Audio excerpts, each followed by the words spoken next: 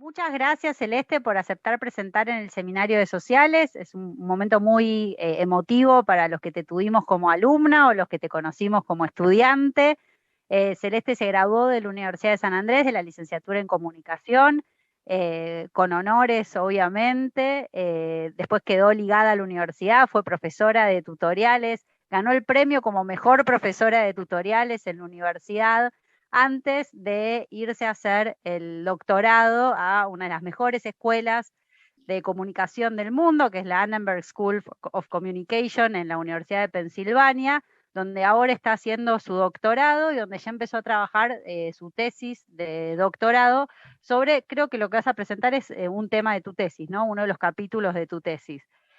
La Sí. verdad que habiendo conocido algunos de los antecedentes y los primeros trabajos que hizo Celeste con este tema, estoy muy ansiosa de ver cómo siguió resultando este experimento dentro de la encuesta que compara entre Argentina y Estados Unidos, temas que son súper actuales.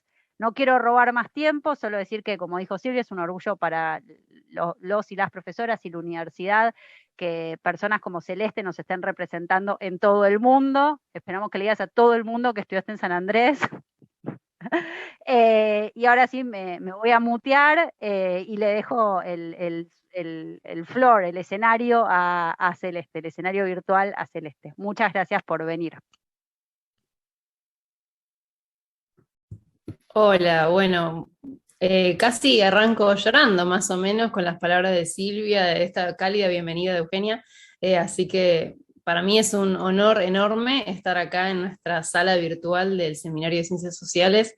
Me pone muy feliz, me gradué en el 2013, poder estar acá sería, como todo este tiempo, sería mucho más lindo si estuviéramos en el campus. Pero bueno, para mí es un gran honor, un paso enorme, así que gracias por la invitación. Y si les parece, empiezo a compartir pantalla y a contarles de este proyecto de, de mi tesis. Y lo que voy a presentar sí es parte de mi tesis doctoral sobre el rol del nivel socioeconómico y de la etnicidad en cómo respondemos las audiencias, la ciudadanía, a las noticias sobre acoso sexual en Argentina y en Estados Unidos. En tiempos en los que la violencia de género está recibiendo, como merece, más atención en los medios, en mi tesis lo que trato de analizar de manera cualitativa y cuantitativa es cuáles son algunas de las consecuencias sociales de esta cobertura, cómo impacta esta cobertura en la sociedad, puntualmente en las opiniones, interpretaciones y emociones de la ciudadanía. Hoy lo que voy a hablar es particularmente uno de los capítulos de mi tesis, que es la parte cuantitativa comparada entre Argentina y Estados Unidos, específicamente sobre cómo distintas porciones, distintas identidades de la ciudadanía en Argentina y en Estados Unidos responden a la cobertura del acoso sexual hacia mujeres cuando estas mujeres son de distinta clase social y etnicidad, o por lo menos son percibidas como de distinta clase social y etnicidad. Creo que esto es importante porque para promover la igualdad de género me parece que es fundamental que los medios, que la cobertura mediática haga una cobertura justa, honesta de estos problemas, porque no para todas las personas, cuando se trata de problemas sociales, muchas veces no tenemos contacto directo con esos problemas y a veces la cobertura mediática es el único acceso que tenemos a esa información. Entonces creo que para promover la igualdad de género es necesario también entender cuáles son algunos de los sesgos, si es que existen, de cómo como sociedad respondemos y reaccionamos a la cobertura de temas problemáticos. Como todos ustedes saben bien, las diferentes formas de violencia de género son muy prevalentes en la región. Hay violencias que dejan de todas formas marcas que son más visibles, más ineludibles, como los femicidios, pero después hay otras formas de violencia que son menos visibles, menos reportadas y a veces hasta menos reconocidas por las propias personas que las viven, como el acoso sexual, por ejemplo, en distintos ámbitos, la violencia política, la violencia obstétrica. En particular me enfoco en el acoso sexual porque creo que al ser estas formas menos visibles y menos cruentas de la violencia, es donde ahí realmente podemos ver dónde están los sesgos y dónde están las diferencias que tenemos como sociedad, porque es mucho más difícil encontrar diferencias cuando hablamos de lo más violento como puede ser el femicidio. Ahí posiblemente encontremos acuerdos, o menos mal que encontramos acuerdos, pero cuando se trata de una denuncia de acoso laboral en el trabajo, ahí es donde podemos ver realmente cuáles son los problemas que tenemos en la sociedad, y por eso me enfoco en este tema. Además, el acoso sexual es un problema porque tiene consecuencias graves para las personas en la salud mental, en la salud física también a veces, por lo que genera el estrés, lo que generan distintos problemas, pero sobre todo me interesa también porque el acoso sexual se suele dar en ámbitos donde las personas se desarrollan profesionalmente, por ejemplo en el trabajo o en la educación, y esto hace que sus consecuencias realmente aumentan la brecha de género en el acceso a las oportunidades, porque si tenés miedo de postularte a un trabajo, renunciás a un trabajo porque estás siendo acosada, te desempeñás peor por el estrés que te genera eso, eso genera brechas existentes que son problemáticas en la sociedad. Y a grandes rasgos, digamos que afecta directamente la independencia económica de las mujeres y de distintas personas que son acosadas, y por ende su autonomía como sujetos en la sociedad.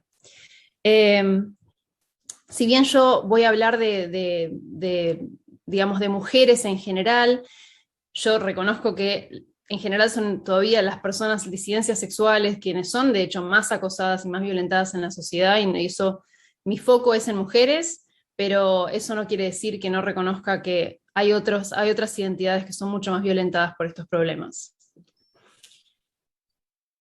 ¿Qué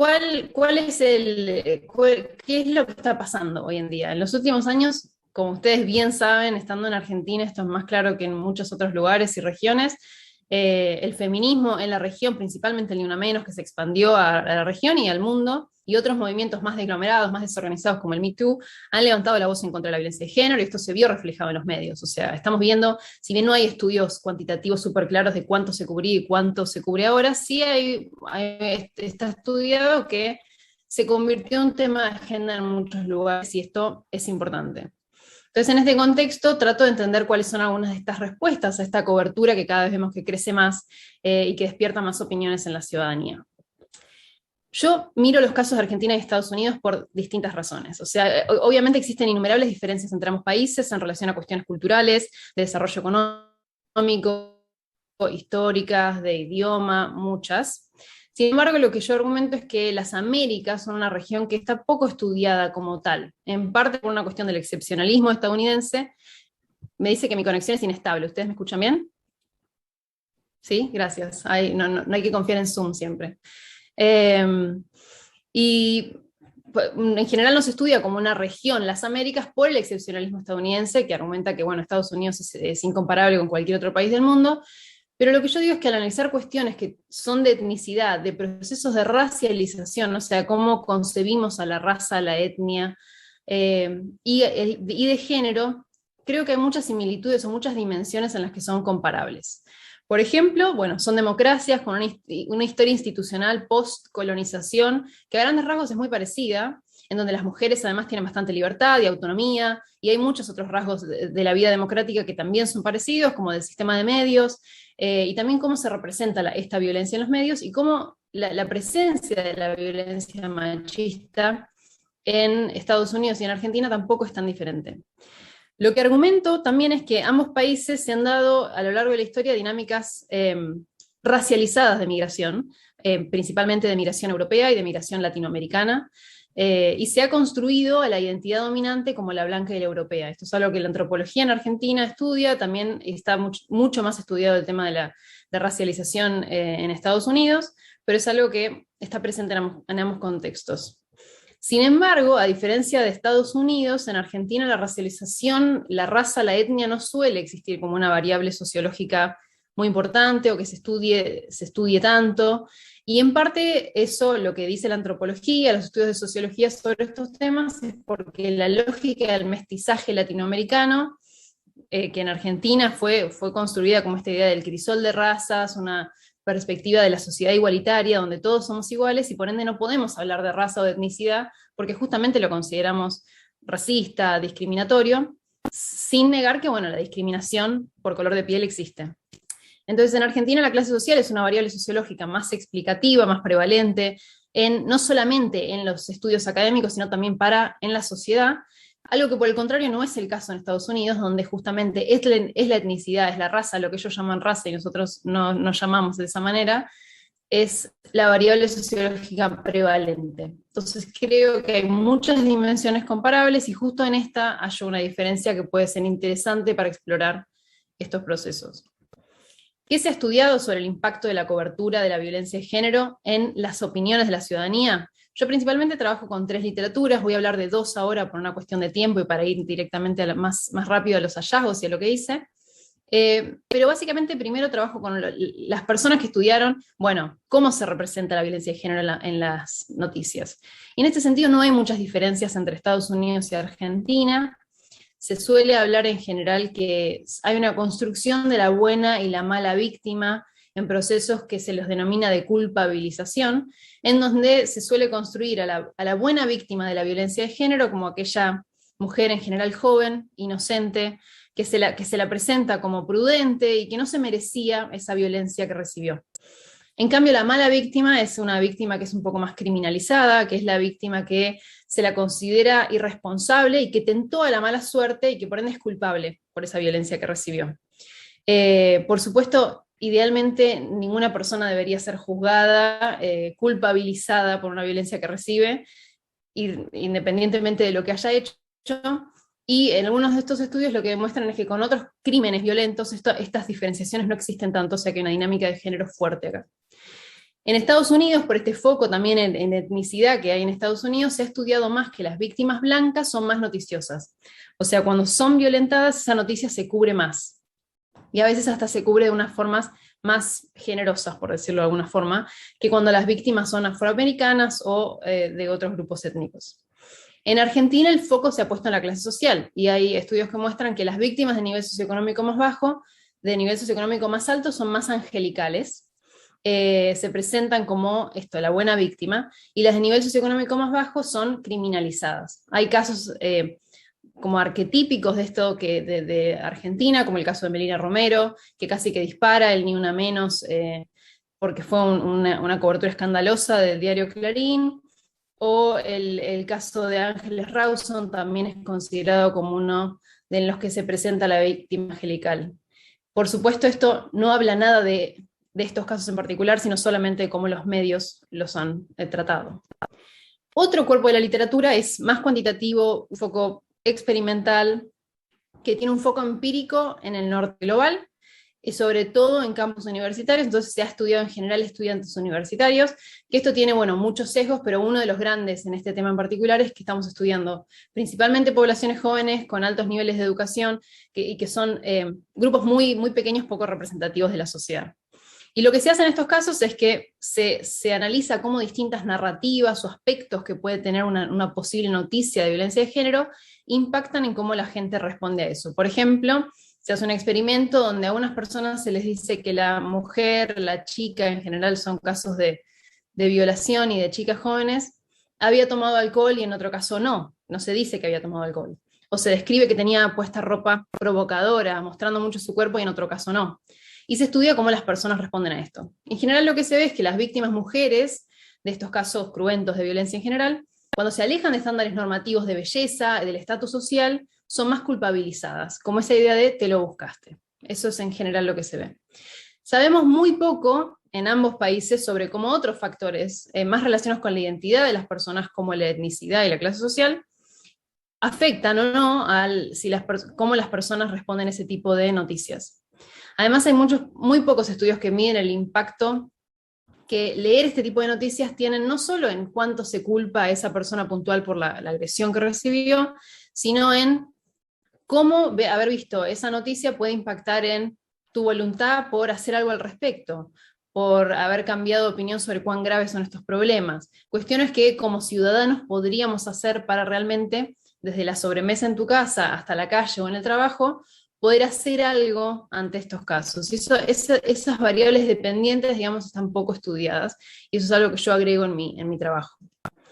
Entonces, en base a esto, la pregunta que guía estos experimentos que realicé es, ¿cuál es el impacto de leer noticias que hablan sobre acoso sexual en el trabajo, que le ocurre a mujeres diversas en términos de su nivel socioeconómico y la etnicidad percibida, por lo menos cómo se percibe, en cuánto se las culpa por el acoso, por haber sido acosadas en el trabajo, cuán grave se considera el acoso sexual después de leer lo que le pasó a estas mujeres, si se percibe que nuestra cultura que vivimos es una cultura que, digamos, favorece que estas cosas pasen, que es básicamente lo que el feminismo argumenta, que estas cosas no ocurren por personas desviadas de la sociedad, sino que es algo cultural, sistémico, estructural, que hace que estos problemas emerjan.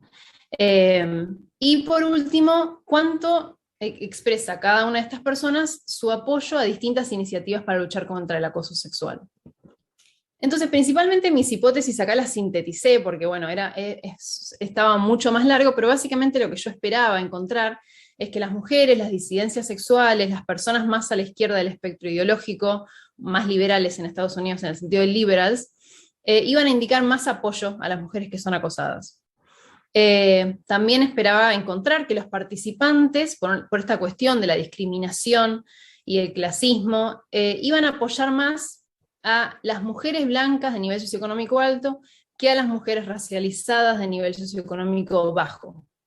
Esta es como una hipótesis de la interseccionalidad de estos problemas. Además, lo que esperaba es que cuando había similitud étnica, que esto es en tanto yo como investigadora lo codifico, no en tanto como ellos se sienten identificados, que es algo distinto, que si iba a haber similitud étnica y similitud de nivel socioeconómico, entre el participante que lee la noticia y entre la mujer de la noticia, iba a llevar un mayor apoyo. Y eso también está basado en estudios que se hacen sobre otros casos de crímenes, donde dice que cuando una persona se identifica con una víctima de un crimen, siente que también le puede pasar, hay un proceso de empatía que lleva a apoyar más a esa persona. Y cuando uno está muy alejado de esa experiencia, quizás apoya menos. Y por último, lo que esperaba es que justamente por estas cuestiones de las diferencias en cómo conseguimos la etnicidad y la clase social en estos dos países, que cuando iba a ver que la similitud por nivel socioeconómico, por clase social en Argentina, iba a llevar a un efecto más fuerte que la similitud étnica, y que iba a pasar lo contrario en Estados Unidos, que la similitud étnica iba a llevar a un efecto más fuerte que la de nivel socioeconómico en Estados Unidos. Es decir, que impacta más sentirte identificado por clase social en Argentina que en Estados Unidos, y que impacta más sentirte identificado étnicamente en Estados Unidos que en Argentina. Entonces, para responder esto, ¿qué hice? Diseñé un experimento que, como todo experimento, la ventaja que tiene, o empecemos por los problemas que tienen es que, bueno, uno puede decir que están alejados realmente de todas las sutilezas de lo que serían estos problemas en el mundo real, pero lo que tiene de ventaja es que te permite medir el efecto causal de una variable que como investigadora yo decido cómo manipularla, y entonces yo puedo decir, esto se debe a la clase social, o esto se debe a la etnicidad, o a las dos cosas juntas. Entonces, ¿cómo fue que hice esto? Realicé 2 experimentos online en Argentina y en Estados Unidos con muestras representativas de las poblaciones, con cuotas, en términos de distintas variables de interés. El género, la edad, el nivel socioeconómico en Argentina, que es como lo medimos. En Estados Unidos no se suele hablar de nivel socioeconómico, se habla de ingreso, entonces ahí tenemos una diferencia que puede ser importante. Y la etnicidad en Estados Unidos, con cuotas que eran la mitad de la muestra eran hispanos de cualquier raza o etnia, y la otra mitad blancos no hispanos. En Argentina traté de tener una cuota que fuera por etnicidad, pero las encuestadoras no miden esto, justamente por lo que estaba hablando antes, que no solemos medir etnicidad comúnmente, entonces no tenían esta información en su panel. Las personas lo que hacían era, primero respondían a unas preguntas demográficas, y luego debían leer una supuesta noticia, que yo les decía que era una noticia local, sobre una mujer que denunciaba, una mujer en una empresa prominente de alimentos de esa localidad, que denunciaba a un compañero de trabajo de su mismo rango, porque a mí lo que me interesaba era solamente manipular la cuestión de género, no otras desigualdades de poder, que un colega de su mismo rango la había acosado en el trabajo, donde se lo presentaba como una típica noticia, no había ni evidencia clarísima de que eso había ocurrido, ni tampoco de que no. O sea, se quedaba la duda, porque eso puede permitir que el que quiere dudar de la mujer le es más fácil dudar si no hay tanta información. Las personas eran aleatoriamente asignadas a ver que esta noticia era o bien de una mujer blanca o de una mujer racializada, o bien de una mujer de un nivel socioeconómico bajo o alto. O sea, ahí tenemos 4 combinaciones. Blanca de nivel socioeconómico alto, blanca de nivel socioeconómico bajo, y lo mismo con la mujer racializada, y en un grupo control que leían exactamente la misma noticia, mismo texto, pero sin ninguna referencia a la clase social y a la etnicidad de esta mujer, que eso permite tener como la respuesta base a la noticia de acoso sexual sin que nos influya la identidad de la mujer. Luego se midieron las 4 variables dependientes y luego los chequeos de manipulación. En el chequeo de manipulación yo le preguntaba a las personas, por ejemplo, de qué nivel socioeconómico era la mujer, o cuál te parece que era la etnia de la mujer, porque uno necesita constatar al hacer un experimento que lo que vos manipulaste efectivamente se manipuló de la manera que vos querías.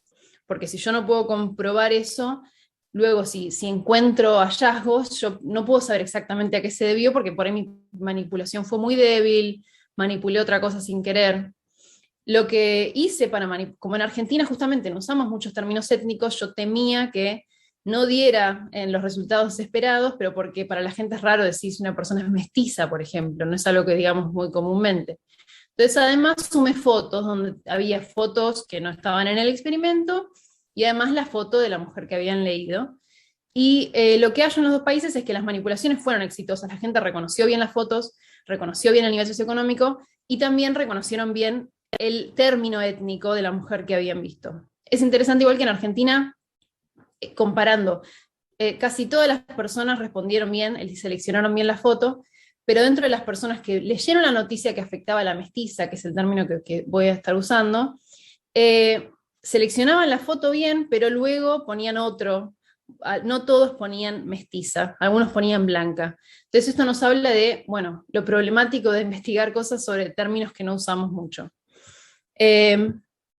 Luego, como la encuestadora en Argentina no medía cuestiones de etnia, racialización, no tenía esta información de las personas, lo tenía que preguntar yo, lo medí al final para no afectar, digamos, el experimento antes, y lo que hice fue combinar una pregunta de la POP con la del censo argentino, con algunas variaciones mías, para que la gente se autoidentificara en uno o más grupos de posibles etnias en Argentina, y también justamente por esto de que quizás es difícil para una persona identificarse como mestiza, o le parece raro decir que es blanca porque empieza a pensar en su familia, les dejé que escribieran, también si tenían otra opción, y le hice otra pregunta que era si alguna vez se habían sentido discriminados por su color de piel en la Argentina.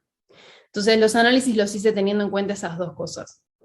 Y al final, para poder evaluar mecanismos causales más tarde de mi trabajo, les pedí si no querían dejarme su contacto para una posible entrevista más adelante, que son las que voy a llevar adelante en septiembre, y un montón de gente dejó sus contactos por suerte.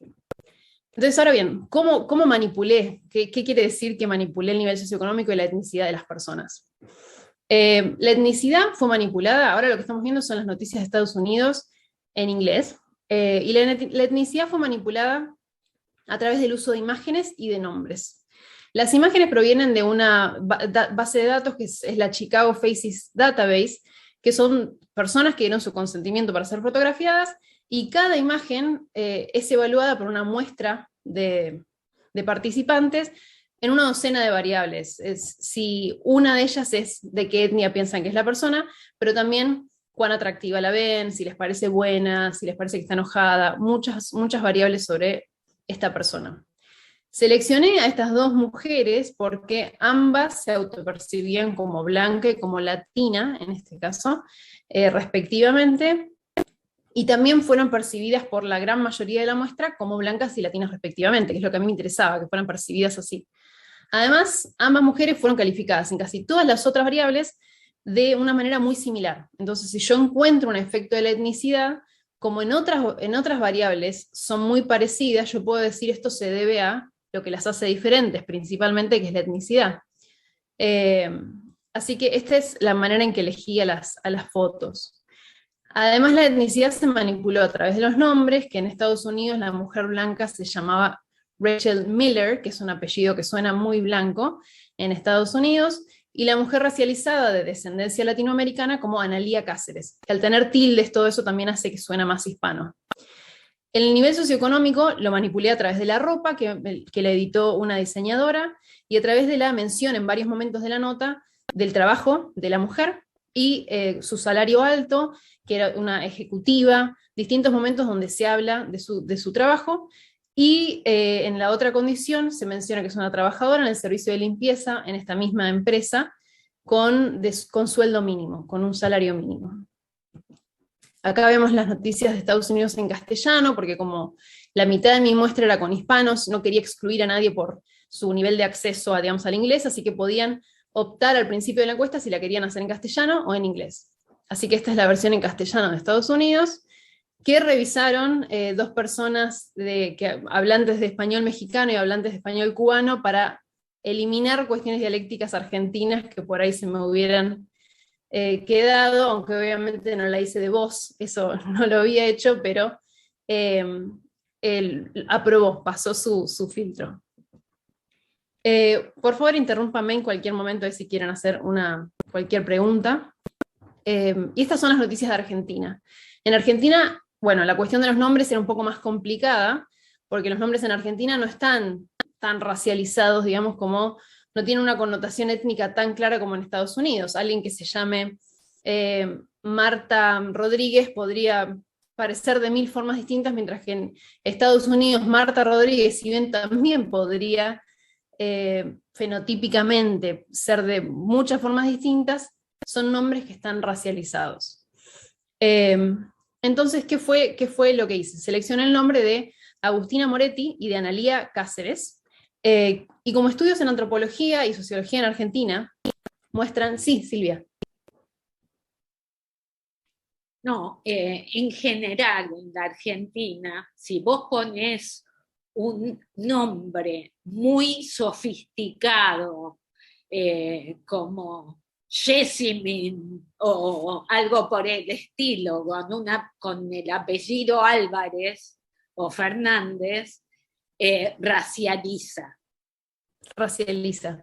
Lo mismo, dobles apellidos. Claro, porque sí, se interpreta, dependiendo de los apellidos, se interpreta o como de país limítrofe o como de nivel socioeconómico alto. Sí, totalmente. Lo mismo apellidos, o sea, si bien los apellidos italianos, españoles, por una cuestión de larga data, digamos, de la migración, por ahí no están tan asociados, un apellido francés, un apellido suizo, un apellido alemán, están más racializados. Entonces yo elegí en principio a Agustina Moretti y a Analía Cáceres, y como los estudios de antropología y sociología en Argentina lo que dicen es que las cuestiones de etnicidad están regionalizadas, son geográficas, hice una encuesta luego que no fue aleatoria, donde le pregunté a la gente, esta mujer se llama así, sin ninguna foto, simplemente el nombre. ¿De dónde te parece que es en Argentina? Entonces las personas tenían que elegir distintas regiones del país, y lo que luego vi es que, bueno, cuando en el caso de Agustina Moretti, la mayoría pensaba que Agustina Moretti era del AMBA, y que en el caso de Analía Cáceres, la mayoría de las personas pensaba que era del interior. Y esta diferencia es significativa, por lo que de alguna forma, si bien seguramente menos limpia, digamos, que en Estados Unidos, el nombre también está racializado en este caso. Entonces, bueno, los hallazgos, después de hablar tanto de lo que hice. Perdón, escuché algo y no... ¿Te puedo hacer una pregunta? Sí. O sea, ahí cuando uno manipula los rasgos y especialmente los nombres, además de la etnicidad o la raza, se me ocurre que también lo que puede estar pasando en la cabeza de las personas que ven estas encuestas es si piensan que son inmigrantes o no, ¿no? O sea, si la nacionalidad de las personas. Lo Totalmente. cual es, digo, en principio sería una dimensión separada de la etnicidad, ¿no? Porque tenés Mexican Americans y tenés Illegal Mexicans, ¿no? Digo, inmigrantes y ideales mexicanos. Y bueno, no sé ahí cómo podés lidiar con eso, o mismo en Argentina, algunos nombres probablemente suenen a personas de otros países, ¿no? De países limítrofes, con lo cual... Sí. Bueno, nada, ese es un... Totalmente. Inicialmente una de las ideas para mi diseño era justamente con 3 factores, donde uno era simplemente raza, color de piel, digamos, y el otro era justamente el estatus migratorio de la persona. Pero leyendo más sobre los estudios de antropología y sociología sobre racialización en Argentina y en Estados Unidos, lo que dicen, por ejemplo, en lo que en Estados Unidos se llama cultural citizenship, dice que no importa si vos seas o no, que ciudadano, lo que sea, si vos sos percibido como latino étnicamente, o sea, si sos racializado como latino en Estados Unidos, vas a ser interpretado como inmigrante y no ciudadano, más allá de que tengas papeles o no. Por eso estos estudios de ciudadanía cultural lo que dicen es que al final no importa tu ciudadanía en papel, lo que importa es que vos puedas pertenecer al cuerpo de la ciudadanía y quién puede hacer eso y quién no. Entonces, en ese sentido, como a mí lo que me interesa es la etnicidad es complicada, es como vos estás diciendo, o sea, tiene muchas cosas además aparejadas, pero totalmente en otro experimento, si yo separara color de piel versus estatus migratorio, o en el caso de Argentina también región, pueden ser distintas cosas que para poder realmente hilar fino qué es lo que está llevando que se encuentren los resultados que se encuentran. Entonces, para los hallazgos, acá lo que vemos son estos coeficientes, estas figuras de los coeficientes para ver, bueno, de las cuestiones demográficas, qué significativamente impacta en cada una de las 4 variables que tenemos acá. Entonces, a la izquierda tenemos Argentina, a la derecha Estados Unidos, las mismas 4 variables dependientes en los 2 casos. En general, el apoyo a las mujeres fue alto. Como esperaba, las mujeres, las personas más a la izquierda en Argentina y más liberals en Estados Unidos, apoyaron más en las variables a las mujeres acosadas. La edad, que es algo que yo no esperaba, no es un predictor significativo del apoyo en ninguno de los países, ¿no? Que la gente más joven apoye más, eso no ocurre. En Argentina, la educación y el nivel socioeconómico tampoco lo son, así a simple vista. De todos modos, en un análisis que yo hago tomando nivel socioeconómico, separándolo en 4 niveles, digamos, con una variable categórica, vemos que las personas de nivel socioeconómico más bajo consideran al acoso sexual como algo más grave que los de nivel socioeconómico alto. Y en Argentina, con respecto a estas cuestiones de etnicidad, identificarse como blanco y no como ningún otro grupo, porque había mucha gente que tenía identidades mixtas, pero los que se identifican solamente como blancos o de descendencia europea, eso está asociado con mayor culpabilización, con considerar que la cultura no es un problema, que la cultura no es la culpable, digamos, de que estas cosas ocurran, y con menos apoyo a iniciativas, aunque eso, el p-value de eso está más cerca de 0.1. De hecho, en Argentina, como les había dicho, también yo medí si se habían sentido discriminados por su color de piel alguna vez en Argentina. Y en Argentina, las personas que dijeron haberse sentido discriminadas alguna vez por su color de piel en el país, también evaluaron al acoso sexual como algo más grave que quienes se consideran blancos, y consideraron a la cultura como más culpable. O sea que eso es algo sobre lo que podemos reflexionar después, sobre cómo las personas en posiciones más dominantes defienden a la cultura, quizás o no la culpan tanto, y la persona en una situación más marginalizada, no. Con el nivel educativo pasa algo curioso que yo no esperaba, que es que en Estados Unidos, a mayor nivel educativo, hay más culpabilización, menos gravedad percibida el acoso sexual, menos apoyo a iniciativas para luchar contra el acoso sexual, y aunque más consideración de que la cultura es responsable. Esto lo voy a explorar en las futuras entrevistas, definitivamente no era algo que yo esperaba. En general se suele considerar que la educación y la formación te acerca más a problemáticas de la sociedad, que te hacen tener visiones más amplias, más progresistas. Bueno, algo está pasando acá que lo voy a explorar en las entrevistas con las y los participantes. ¿Qué pasa ahora con los factores que manipulé? Ahora va a haber una serie de hallazgos nulos. Sí. Estás corriendo el modelo con todos los controles, ¿no? O sea, entran todos juntos en el modelo. Con todos los controles. Sí, mi intuición ahí es que como estás controlando por ideología, los que te quedan ahí son los que están muy educados y probablemente estén un poco Tal off, cual. ¿no? Debe ser eso. Igual es un efecto comparado con el efecto de las otras variables, parecería ser un efecto muy chiquito, aunque no sé bien cómo está medido educación. Son siete categorías de educación ahí, numérica, pero sí, es un efecto chico y debe ser eso, que todo se lo está llevando, lo captura las otras variables por las que se está controlando. ¿Qué pasa entonces? Gracias, Germán. ¿Qué pasa entonces con el rol de la etnicidad percibida, como el factor manipulado de la etnicidad? Lo que se ve, voy a mostrar varias de estas figuras donde tenemos a las distintas variables, digamos, en lo que sería el eje Y y las condiciones experimentales en el eje X, en este caso la etnicidad de la mujer, y como vemos acá, todos los bigotitos, digamos, del intervalo de confianza se superponen entre grupos, con lo cual no vemos diferencias significativas según a qué mujer vieron. Y bueno, como les decía, uso el término mestiza en estas figuras para hablar de las identidades latinoamericanas racializadas, de descendencia indígena mixta, aunque reconozco que no es un término que usemos socialmente, que tiene sus problemas, pero justamente no hay otras formas tan claras de hablar de estas identidades. Y tampoco se puede importar de Estados Unidos el término latina, porque bueno, menos aún tiene un sentido local. Entonces lo que vemos es que los participantes en Argentina no evalúan al acoso sexual de manera diferente según la etnicidad percibida de la mujer. Cuando vamos al caso de Estados Unidos, también vemos lo mismo, que no se evalúa de manera distinta el acoso sexual según la etnicidad con la que se percibe a la mujer. O sea, la mujer la latina, la blanca, o cuando no leen nada sobre la identidad de esta mujer, la identidad étnica de esta mujer, más o menos los valores son parecidos.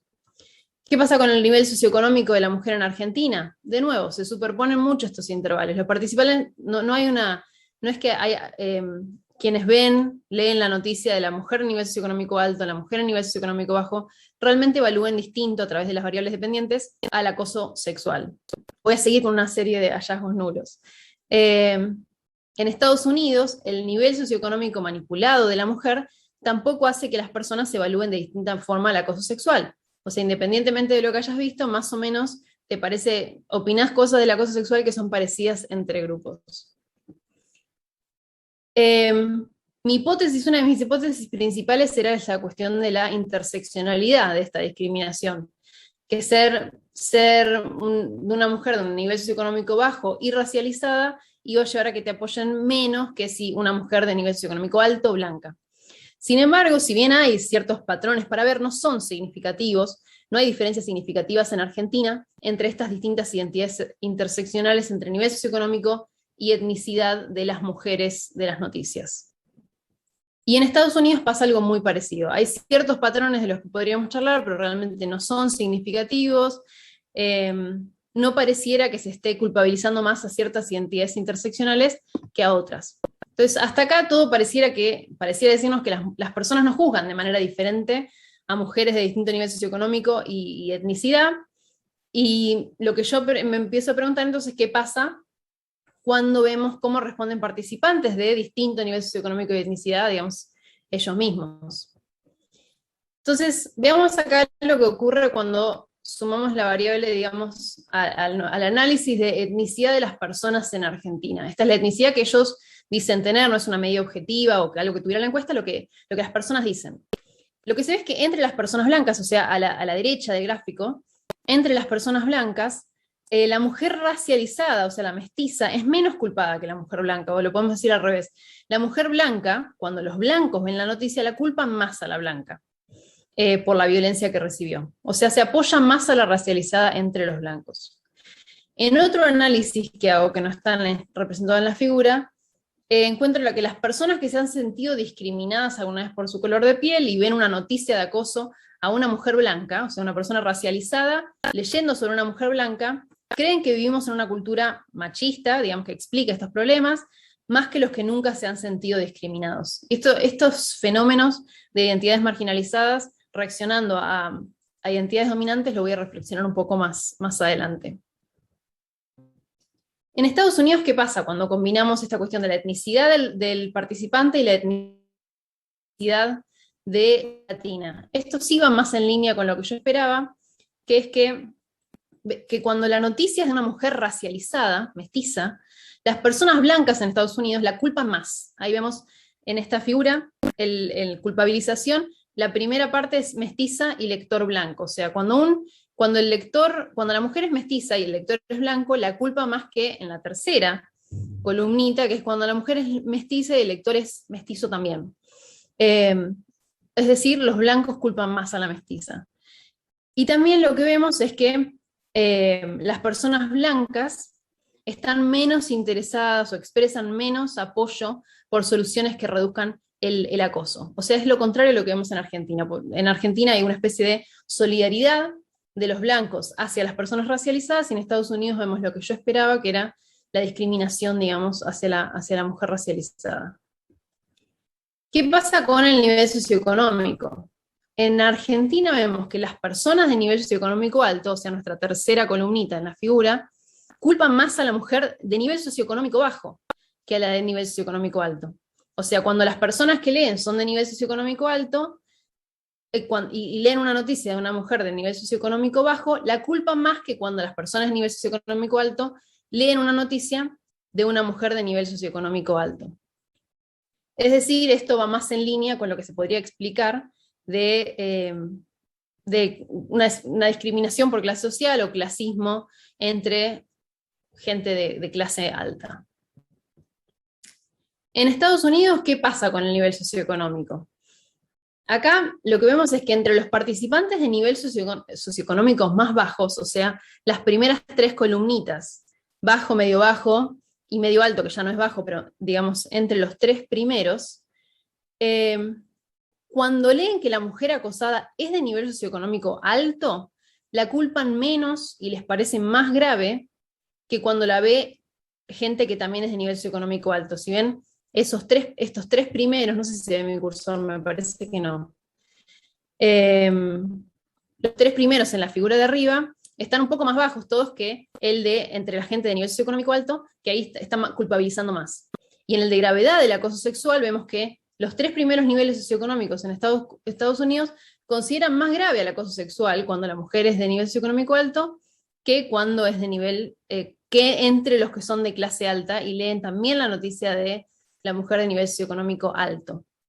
Es decir, para sintetizar, a los de nivel socioeconómico alto les parece menos grave y culpabilizan más cuando le ocurre a una mujer que es su par, digamos, que entre las personas de otros niveles socioeconómicos. Por otro lado, viendo esto mismo, pero pensando de otra manera, cuando la mujer es de nivel socioeconómico bajo, las personas participantes de nivel socioeconómico medio bajo, que son los que también marqué ahí, la culpan menos y les parece más grave que los de nivel socioeconómico alto. O sea, la diferencia entre las dos burbujitas verdes arriba y abajo. La gente de nivel socioeconómico alto culpa más a la mujer de nivel socioeconómico bajo que las personas del nivel medio bajo. En Estados Unidos, cuando cruzamos el nivel socioeconómico de los participantes con la etnicidad de la mujer, lo que vemos es que cuando la mujer es blanca, los estratos socioeconómicos más bajos consideran al acoso sexual como algo más grave. Esto, que es algo que aparece recurrente en varias de las identidades marginalizadas, ahora lo voy a reflexionar un poco, pero puede estar pasando que cuando este problema le pasa a alguien que está en una posición social más dominante, de pronto te hace pensar como, bueno, esto claramente es serio si le está pasando a alguien que tiene muchos más recursos que yo, que por ahí pensaba que mi situación vulnerable era común, pero si le pasa también a ella, debe ser que esto es muy grave. Entonces, para concluir y ponernos a hablar un poco más de todo esto, en general lo que se ve es que las mujeres y las personas a la izquierda en Argentina del espectro ideológico, o liberals en Estados Unidos, apoyan más a las mujeres que son acosadas. Esto es consistente con lo que yo esperaba, dado que las mujeres son frecuentemente más acosadas que los varones, y estas son experiencias, aunque no te haya pasado, son experiencias familiares con el género, por lo que es esperable que tenga más solidaridad, y en el fondo mucho de lo que puede también llevar a estas opiniones es la cuestión de la credibilidad, creer o no a las mujeres que dicen que son acosadas. Y es posible que, bueno, las mujeres crean más porque están más familiarizadas con el problema. También, bueno, las posturas progresistas también están más asociadas con el apoyo por la igualdad de género, por lo que esto también era esperable. Como comentaba antes, que hablaba con Germán, la educación tiene estos hallazgos para seguir explorando, por esto de que se daba que controlando por las otras variables, la educación está asociada con menos apoyo en general a las mujeres acosadas en varias de las variables. ¿Qué pasa con las cuestiones entonces de etnicidad? Las personas blancas en general, en ambos países, culpabilizan más y apoyan menos a las mujeres en general. Esto puede tener que ver con que quizás una persona en una posición socialmente más dominante, con más recursos, más poder en la sociedad, por ahí experimente menos situaciones de vulnerabilidad y por ende crea que el acoso sexual es menos grave o no es tan común, o simplemente también por esa posición dominante tenga menos solidaridad con ciertos problemas sociales, pero eso habría que pensar, que es algo que también voy a explorar en mis entrevistas con las personas que participaron de las encuestas, a ver qué puede estar ocurriendo con estos procesos. Las personas blancas en Argentina se solidarizan más con la mestiza, digamos, que las personas blancas en Estados Unidos, que apoyan menos a la mestiza. Esto, o sea, el hallazgo de Estados Unidos es consistente con lo que yo esperaba, dado que existe una fuerte discriminación bien documentada y una criminalización también de las identidades que se perciben como latinoamericanas, y hay mucho estereotipo alrededor de la identidad racializada latinoamericana, que tiene que ver con todo lo que decía también Germán, de la falta de ser inmigrantes, indocumentados, más cerca de vidas criminales, una serie de estereotipos, y también la hipersexualización de la mujer latina, que son cosas que pueden estar explicando esto. El hallazgo, digamos, en por qué en Argentina las personas blancas se solidarizan, por decirlo de alguna manera, con la mujer racializada, es algo que también voy a explorar en las entrevistas con personas blancas argentinas que respondieron a mi encuesta, pero en base a para otro capítulo de la tesis, que realicé entrevistas con expertas y expertes y personas activistas en Argentina y Estados Unidos. En Argentina muchas veces algunas de las personas entrevistadas me comentaban que existe como un cierto paternalismo o una condescendencia muchas veces de las personas con estatus social alto en Argentina, que es, y muchas veces esto lo hablamos en términos de regiones, porque entrevisté a muchas personas que no estaban en Buenos Aires, y decían que hay una respuesta de pena o de lástima a la mujer pobre, a la mujer del interior, porque ¿qué más podría haber hecho? Si su vida ya estaba condenada a toda esta miseria, entonces no había nada que podría haber hecho, pobrecita. Y es algo que cuando entrevistando a personas que se ven, que se identifican como racializadas o pobres o del interior, pero en un sentido antiporteño casi, por todos estos problemas, lo que dicen es que bueno, eso genera muchísimas molestias, como es razonable, porque quita totalmente la agencia el de la vida de las personas, de gente que tiene su identidad rasgada por cuestiones de la marginalidad, pero que no por eso no tiene agencia en la vida. Así que esto podría ser algo que está explicando, digamos, el paternalismo podría estar explicando estos hallazgos, pero de todas formas algo que no esperaba, me resulta interesante para seguir pensando. También en Argentina, las personas de nivel socioeconómico alto apoyan menos a la mujer de nivel socioeconómico bajo que a la de nivel socioeconómico alto. Esto también es consistente, digamos, con lo esperado en Argentina, que yo esperaba que la clase social impactara más, en el sentido que se ajusta a las expectativas, digamos, del clasismo argentino, que criminaliza la pobreza o que discrimina más por clase social que por otra cosa. En Estados Unidos es un poco más complicado esto, porque comparado con las personas de nivel socioeconómico alto, las personas de nivel socioeconómico bajo consideran más grave y menos culpable a la mujer de nivel socioeconómico alto. Entonces, creo que esto a lo que puede deberse es que estando en posiciones marginalizadas y más vulnerables, como decía hace un ratito, las personas de nivel socioeconómico más bajo pueden pensar que si el acoso sexual es algo que también le pasa a mujeres con más poder en la sociedad, con más recursos, entonces por ahí eso lleva a pensar que realmente hay un problema. Puede haber quizás una normalización de ciertos problemas en los estratos sociales más marginalizados, que cuando eso se ve, que también le pasa a mujeres con acceso a más recursos, entonces el problema como que adquiere otra dimensión. Esto sobre todo el Me Too, que fue tan caracterizado y también criticado por solamente enfocarse en las personas con estatus social más alto y ignorar también lo que le pasa a un montón de personas con unas realidades laborales, profesionales y de vida muy distintas, puede llegar a pensar como, bueno, ¿cuál es el efecto del Me Too? Por ahí al mostrar que en altas esferas esto pasa, hace que como sociedad todos entendamos que, bueno, si pasa también ahí, debe pasar en todos lados, o no, digamos, esto es algo para explorar, pero siento que puede ser algo que explique los resultados. Así que con eso, y dejando un ratito para poder charlar, les agradezco mucho por, por la oportunidad, por escucharme un viernes, y dejo de compartir pantalla.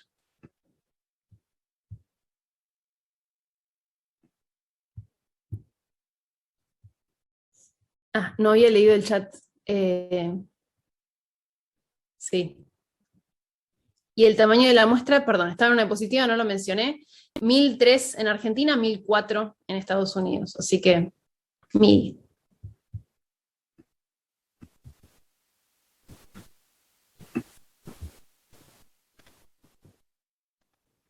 Yo, Celeste, te voy a pedir que hagas un poquito de abogado del diablo, que es...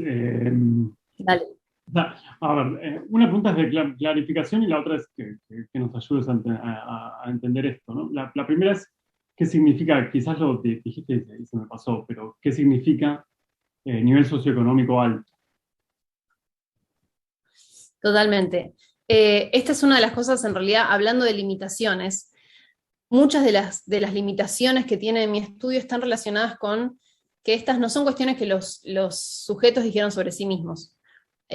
Por ejemplo, la cuestión del nivel socioeconómico alto en Argentina, la encuestadora lo mide siguiendo como se suele medir en Argentina, ABC1 hasta E1. Lo que me pasa es que no había nadie, porque es una encuesta online, entonces ya se requiere acceso a Internet, no había nadie del nivel socioeconómico más bajo.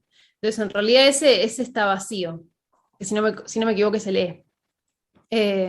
Así que a nivel socioeconómico alto son 6 y 7, los valores 6 y 7 en la escala del 1 al 7 que se suele medir nivel socioeconómico en Argentina, que es alto y medio alto en Argentina. En Estados Unidos, perdón.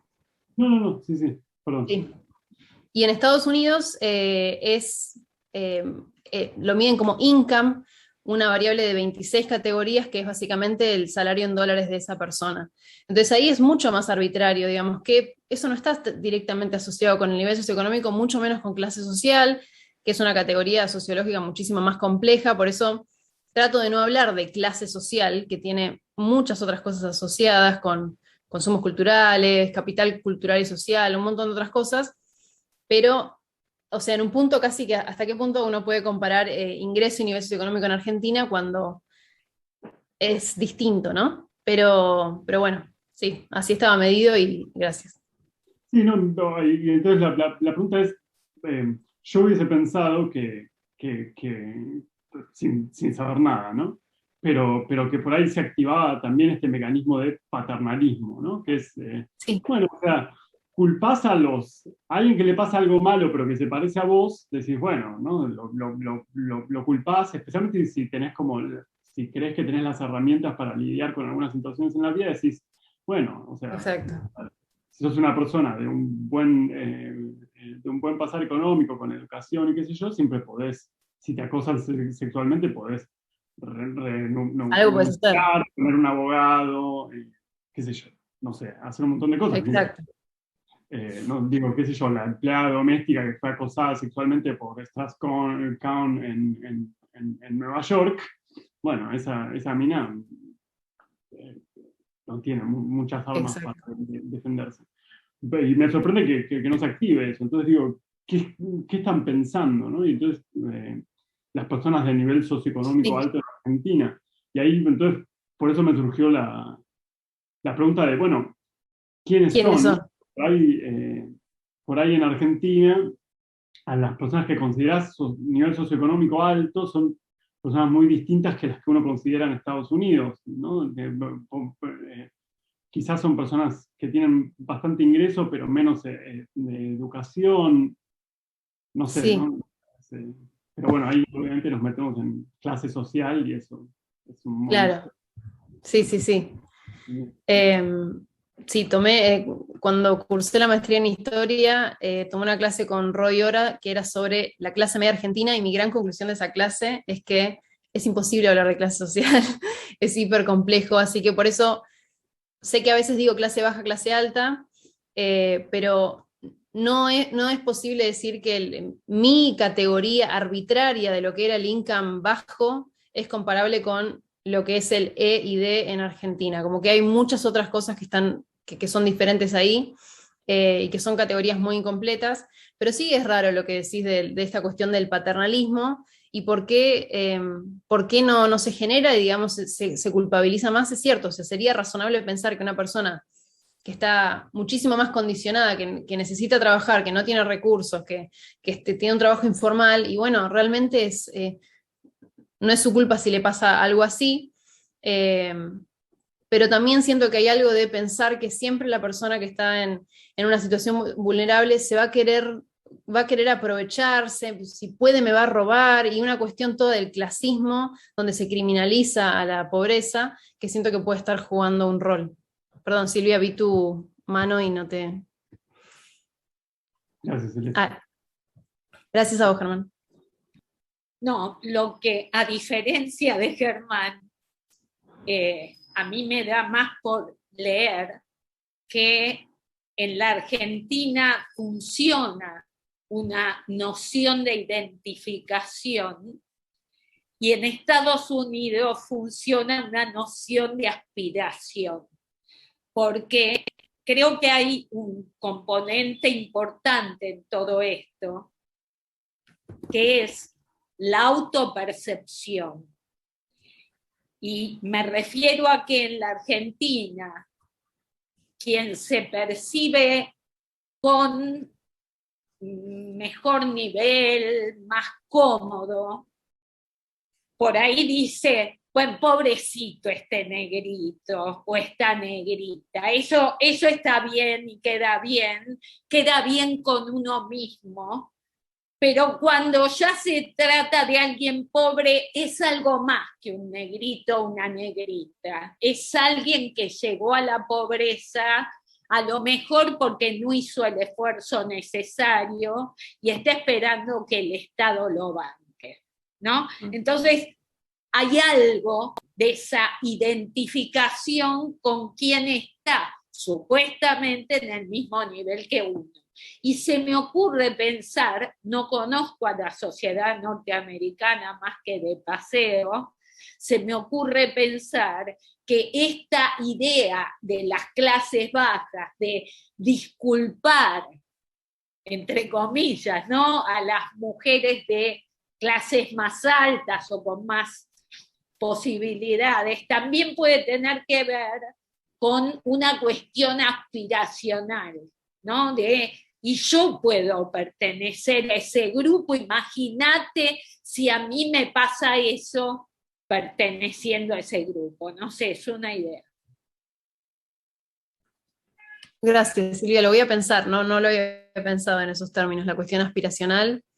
Y sí, tiene que ver con las posibilidades de ascenso social en las distintas sociedades, donde una de las razones por las que no se mide income, esto hablando con encuestadoras en Estados Unidos, es porque se lo ve muy versátil, como que no es que, o sea, cambia constantemente, y dice, bueno, depende del año en el que lo preguntes, un año ganabas esto, el año ganas siguiente, no se lo ve como una categoría identitaria para nada, porque por ahí en una sociedad donde el ascenso social o donde hay más movilidad en ese sentido, es diferente que donde tenés pobreza estructural. Entonces, eso puede ser, y me parece muy interesante, no lo había pensado.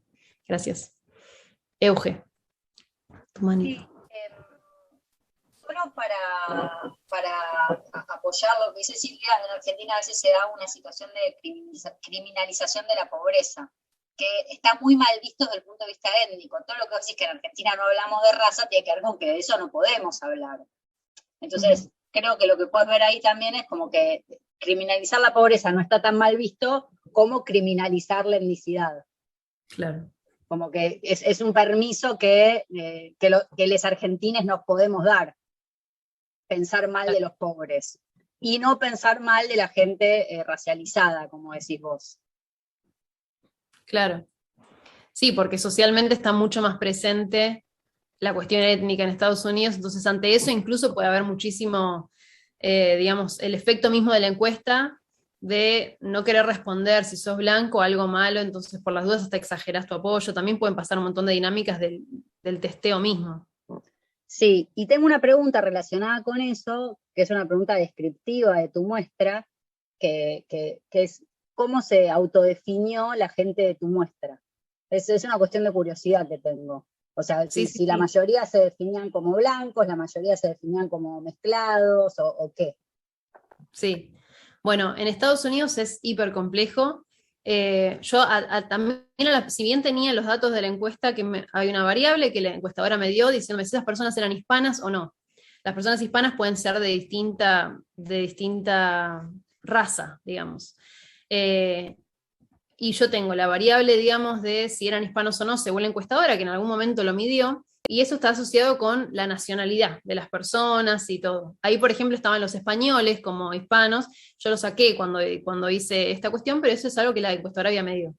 Después está mi propia pregunta, donde podían elegir más de una opción, que era de etnia y raza, y ahí aparecía latino. Y después hay otra pregunta que es de etnicidad de la encuestadora, donde como ser latino no se considera una etnicidad en Estados Unidos, o sea, no lo miden en las encuestas como si fuera un grupo racial, aparecen, cuando yo cruzo, digamos, hago el cruce de esto, los latinos claramente en esa medida están en el ADER. Pero después hay muchos hispanos, que esos suelen ser los hispanos, perdón, que por la encuestadora fueron categorizados como hispanos porque pertenecen de ascendencia o de nacionalidad de algún país latinoamericano o españoles, y cuando yo les pregunto si se identifican como latino, no, hay un grupo que no se identifica como latino. Entonces yo corrí mis análisis como latinidad cultural, se podría decir, o sea, si sos hispano porque venís del mundo hispano-latinoamericano, y después los latinos, los que me dijeron que son latinos y que además fueron catalogados como hispanos y que no se consideran blancos. Ahí es cuando dan los resultados. Esa es la variable que yo uso, que son, digamos, si bien yo no lo puedo saber a ciencia cierta, pero son posiblemente los latinos racializados, los latinos mestizos de descendencia indígena, que son más discriminados por su color de piel y que se identifican como latinos. Entonces ahí es algo súper importante. Y en Argentina, algo que también es muy sintomático de como cuán difícil nos es hablar de esto, y quizás no hay por qué hacerlo. También una de las cuestiones de mi estudio que yo me pregunto mucho, comparando dos casos tan distintos, es que es un problema también importar categorías o tratar de entender la etnicidad y la racialización como se entiende en Estados Unidos, porque no es así, o sea, también es diferente. Pero en Argentina, cuando yo cruzo a las personas que me dijeron mestiza o de ascendencia mixta latinoamericana con las personas que se sienten discriminadas, en general las personas que se sienten discriminadas son aquellas que están racializadas, y después cuando en algunas de las opciones de otro, lo que iba a decir que es sintomático de esto, es que muchas personas me decían, yo soy un ser humano, no tengo raza, no soy un perro, como un enojo muy grande a preguntarlo, que me pareció, si bien deben haber sido 15 personas en total de los 1000, me pareció muy interesante que había una gran molestia por tener que decir esto, o me contaban su historia, me decían, mi abuelo es sirio, mi mamá es española, entonces no sabía qué marcar, y son todas las cuestiones de que, claro, es muchísimo más complejo, no muchísimo más complejo, pero que no tenemos los términos y que quizás de verdad hay algo de preguntar esto en Argentina que, o sea, sin duda es diferente, pero la mayor parte de la muestra se identifica como blanca, y un 20% se han sentido discriminados por su color de piel, y de los mestizos, los mestizos eran el segundo grupo, y creo que son un 30%, pero ahora no me acuerdo, no tengo mi tabla, pero era principalmente blancos, eso sí, blancos o de ascendencia europea. Gracias, súper interesante. Y me pasa siempre que leo o que alguien intenta trasladar categorías de Estados Unidos a Argentina, que pensó, obviamente que hay discriminación en Argentina, pero no en las categorías en las que se piensa en Estados Unidos, porque no son las categorías que usamos para pensarnos a nosotros mismos. Exacto.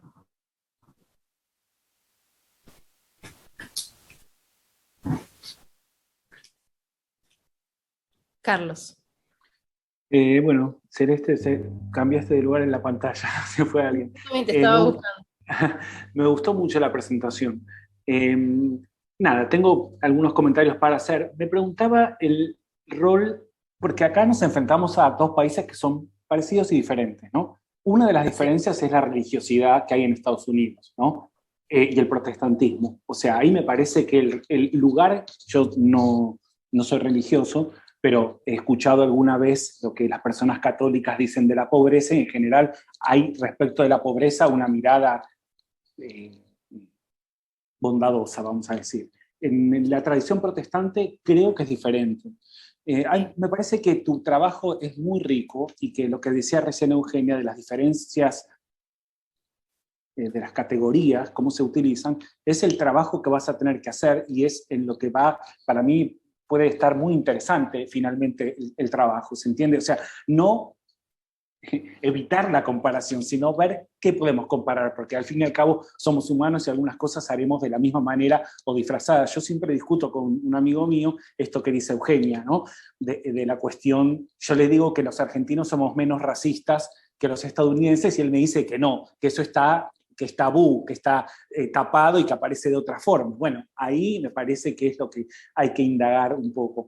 Y una pregunta que no es tu trabajo en particular, pero me preguntaba, bueno, esas noticias eran sobre acoso sexual, ¿verdad? Uh-huh. Pero tu trabajo no dice mucho acerca del acoso sexual. O sea, si las noticias que vos planteabas en los experimentos, en lugar de la mujer ser víctima de acoso sexual, fuera víctima de algún otro delito, ¿no? Yo esperaría resultados tal vez similares. Sí. No tengo elementos para agarrarme de tu investigación que me digan que tus resultados son propios de ese tipo de noticia que vos trabajaste como constante. Eso no fue una variable, eso lo dejaste fijo. Eran todos trabajos así.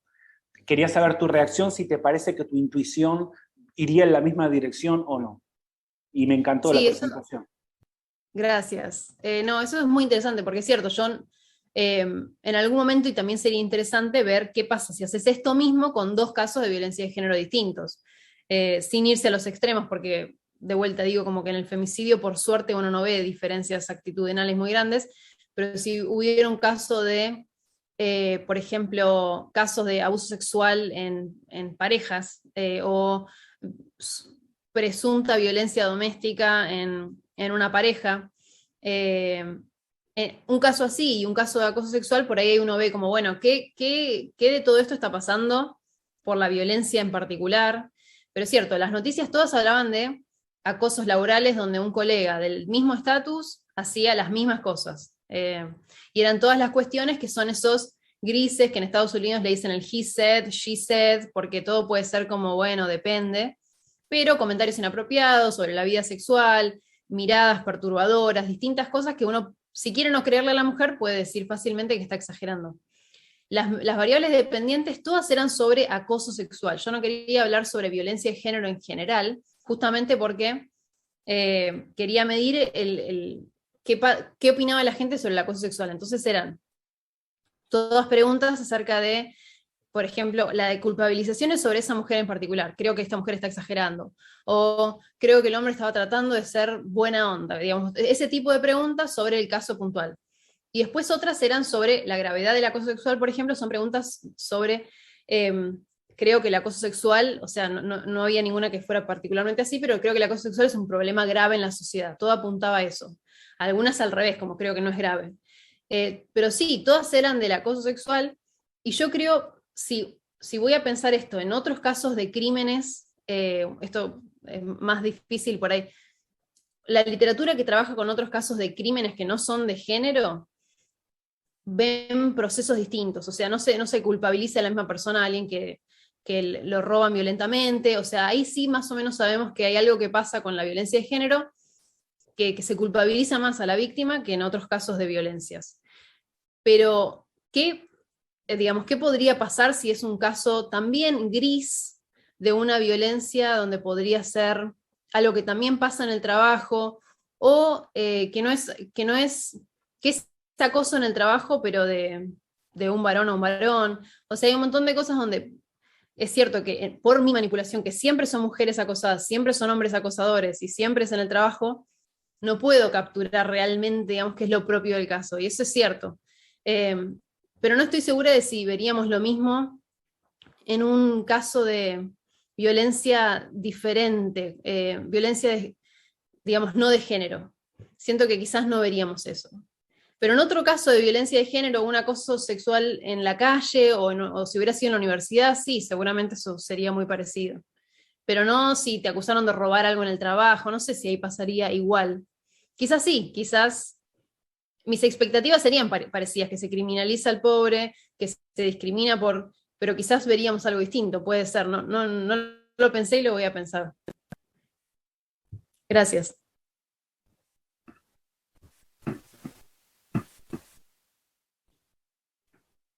Bueno, no sé si hay más preguntas, comentarios, aportes.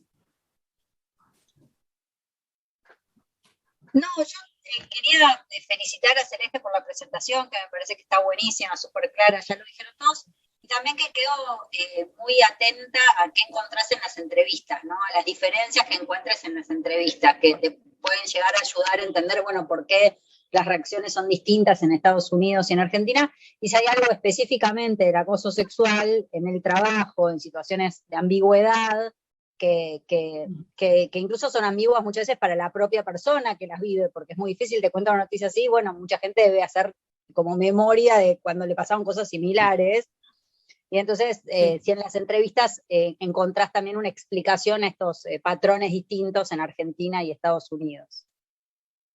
Sí, gracias. Sí, en las entrevistas, estas van a ser puntualmente con personas que cumplan con, digamos, las características de los grupos que quiero entender mejor, pero algo que cuando recién hablabas, cuando hice entrevistas, tanto en Estados Unidos como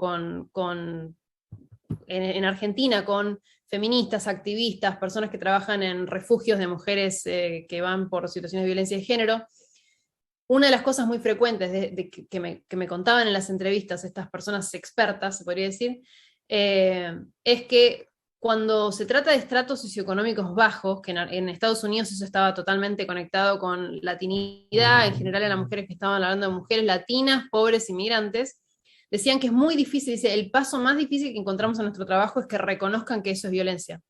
Es parte de su vida desde siempre, no acuden, les parece normal, te parece gracioso, viviste siempre con eso, y dice, esas cuestiones de acoso sexual en el trabajo es la única forma en la que trabajaron, dice, es la única forma en la que se pudieron vincular profesionalmente en un ámbito.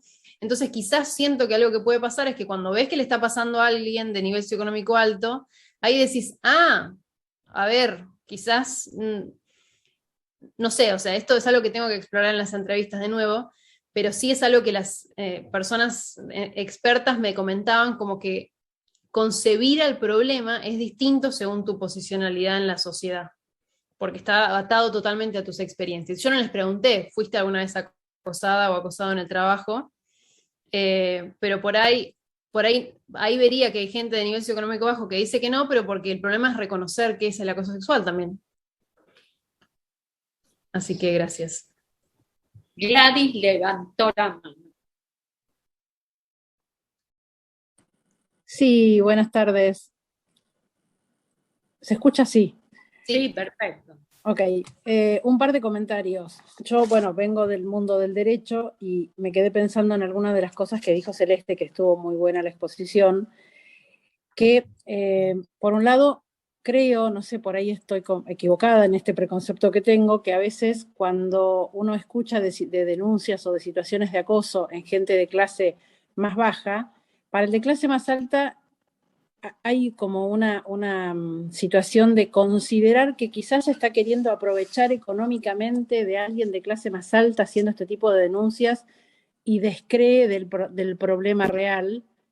Esto pasa en otras cuestiones de mucha litigiosidad en la Argentina, donde a veces uno cree, bueno, hace esto para hacer un juicio o hace una denuncia para sacar un beneficio, y a veces se desvalora, digamos, se valora mal una situación que es real. Y por otro lado, cuando recién mencionaban el tema de que que habría que analizar qué pasa con otro tipo de situaciones de violencia, por ejemplo, en todo lo que es violencia de género, violencia familiar. Creo que ahí se acepta y se cree y se solidariza mucho más la sociedad con personas de cualquier clase, es decir, de clase baja, clase media, clase alta, porque quizás tenemos una cultura o nos fuimos acostumbrando a entender que esto pasa en todos lados y uno lo valora mejor. No sé si esto ustedes lo pueden percibir. Yo sí, porque bueno, hago temas de familia y hago temas de violencia y ahí no se analiza de qué clase es y no se discute si es de clase baja, si es verdad lo que le pasó o si es de clase alta también. Y después un tercer comentario que a mí me pasa porque lo analizo. Yo tengo, digamos, 3 de mis 4 ascendientes son de raza de origen europeo y uno muy autóctono, y a mí me cuesta definirme de que si yo tengo que decir si soy blanca, mestiza, es como que no estamos acostumbrados tampoco a tener en claro esto de qué somos, ¿no? No, y creo que esta cuestión de la violencia de género, cuando la violencia de género, por ejemplo, cuando hay casos de abuso sexual, eso se lo suele tratar como que es algo totalmente distinto, no toda la violencia de género es igual. Por eso yo tomo un caso en el que se lo considera ambiguo, y donde no, o sea, siempre está bien, bueno, pedir evidencia, sobre todo si uno lo ve desde una perspectiva del derecho, pero en los casos donde aparece una chica muerta no hay margen, o sea, no hay margen para tener opiniones diferentes. Abuso sexual a menores tampoco hay margen. Por eso hablar de violencia de género a veces es útil y a veces limita, porque hay un montón de situaciones grises donde ahí es donde vemos realmente donde no hay acuerdo y donde sí importan un montón de cosas que tienen que ver con otros prejuicios.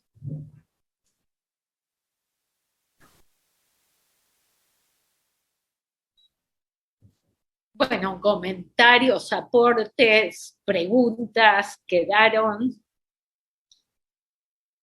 Ya estamos, digamos, en el límite programado, así que pido, si pueden, que abran 2 micrófonos, porque Celeste merece un aplauso.